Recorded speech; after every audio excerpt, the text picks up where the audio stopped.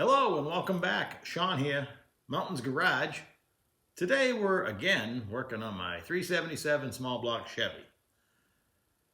If you've been following along, I've been noodling my way through it. And I must interject now, or at least at some point, that this is not the correct way to build a custom engine. My thought process was this isn't that far from stock, so I don't expect to encounter too many problems, but you should definitely mock it up 100% before you go for final assembly. I'm taking some chances, like for instance, I sealed the front cover, timing cover in this video. It's on there for good, unless I encounter a problem, like if I don't have sufficient piston to valve clearance or something like that. I haven't checked that yet, but my experience tells me I'm not that far from stock. I'm certainly not in the wild category anyway. It's good, mild, semi-mild street engine, so I'm going to take my chances. I'm going to seal up the entire bottom end and then start working on the heads. When I do check piston to valve clearance, if I have a problem, then it would mean taking it all back apart. But I don't expect that to happen. But the correct way would have been to mock it up 100%. So you can proceed in any way, any fashion that suits you. In this case, with the time I've invested here and there, this is what made sense. So proceed with caution. Assembling the front of the 377 small block Chevy for the last time, I Loctited, torqued, and bent the camshaft locking plate over each of the bolt heads. Under the cover, I installed a new seal. I ground a little bit more water pump clearance right there. The cover is plenty thick. I installed the cover.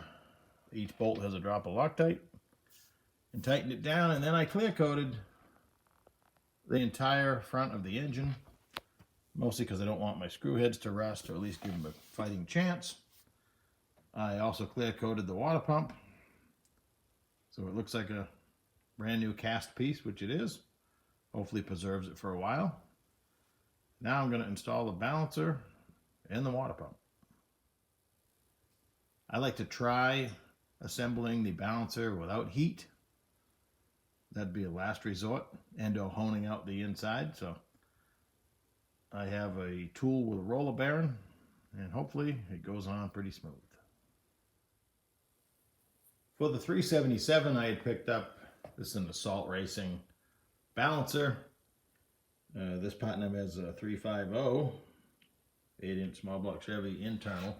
It's the same balancer they sell with a removable weight. This one just doesn't have it. This is another one I picked up with the weight. They put a 400 in the part number, or remove the weight, and it's the same balancer. So that'll be on the 421. It wouldn't matter, it's the same balancer, but that one I bought later on for the intention of the 400, but in both cases my engines are internally balanced. The 377 having a 350 crankshaft would of course be internally balanced, and the 400 was internally balanced with its forged rotating assembly. From the factory, they had a weight on the flex plate and on the balancer, similar to a 454. That went on smooth with no heat. If I was going to heat it, I would just use my propane torch. On the hub, with the tool that has the bearing, has a big roller bearing, and this is small, a big block Chevy, you can turn it around. I just go ahead and put a 5/8 wrench on it and a pipe up under the bench, so I don't have to hold that, because that's the only hard part. You got leverage with a big pipe wrench, and you're trying to hold it from spinning with a short wrench. So once you do that, you can just concentrate your efforts over here, and it smoked right on there. And with the head still off, I will double check my timing mark to make sure it's close.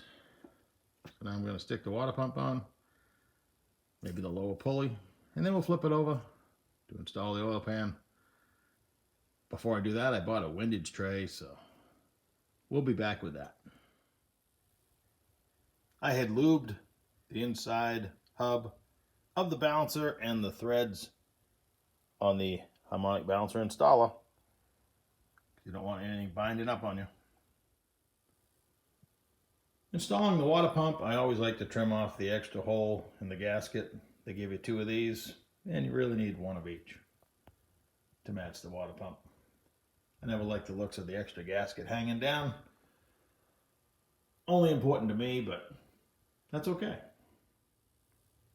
This simple little pump takes 3 different length bolts, so you need to figure that out ahead of time if you're going to seal your gaskets. And in this case, I'm hoping it stays together for a long time, so I'm going to go ahead and paint the gasket on both sides with this stuff. And I also put Teflon on the threads of the bolts. And when I say Teflon, I always mean thread sealant with Teflon. Over the years, I just call it Teflon. The short water pump installation continues to be more difficult than it ever should be. With my combination of parts anyway.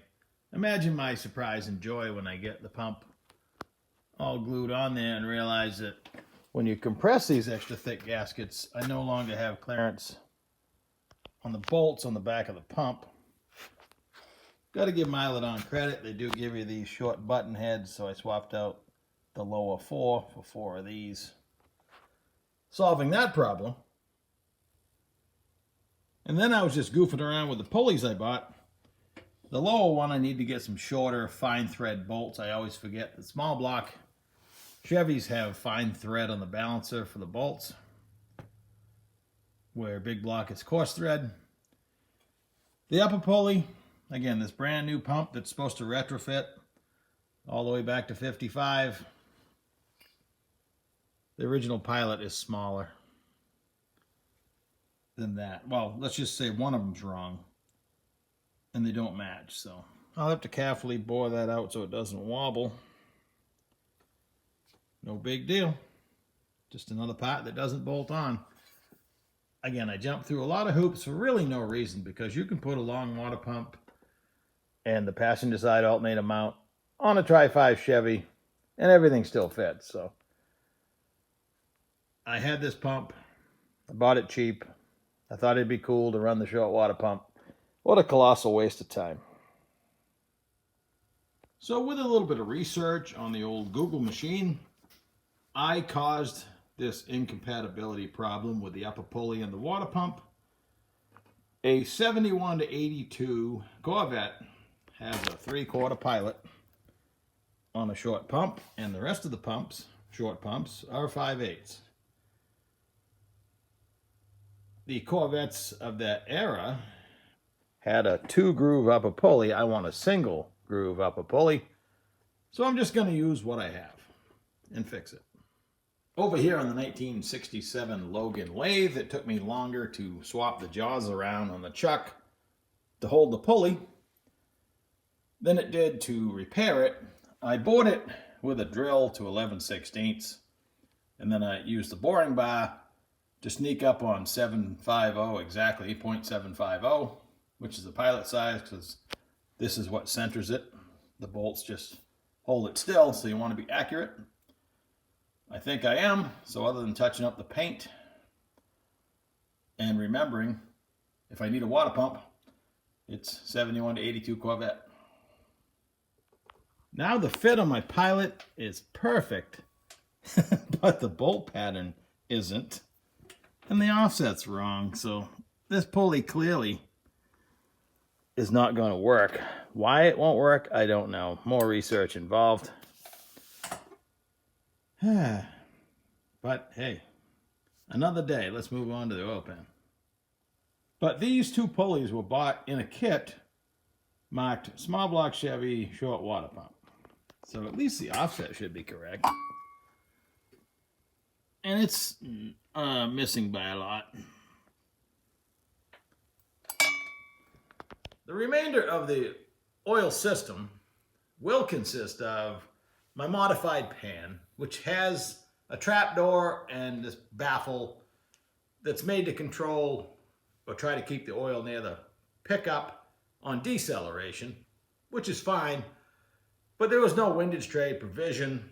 So I bought a genuine GM. That's the part number. Let me read it to you because people are going to ask. $39.27 This was, I want to say 15 bucks at Jags. I bought two of them. I should have bought the studs from them, and probably going to have to. I went online, and the cheapest price I found in the middle of the night was gmpartsdirect.com. And I've bought stuff from them before without trouble.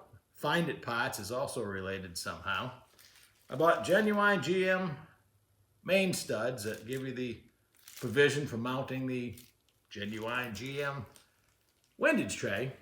I ordered 10 studs because I had 2 trays, and I got 5 studs 2 months ago.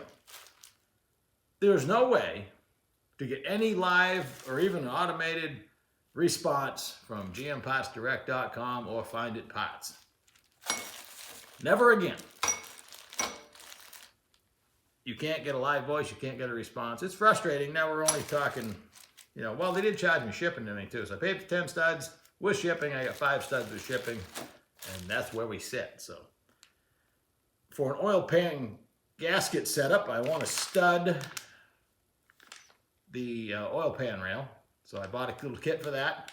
They come in different lengths. I bought, I think they're 1.25 inches, 1.5 inches, because I knew I was going to be running the thick one-piece oil pan gasket. I like these.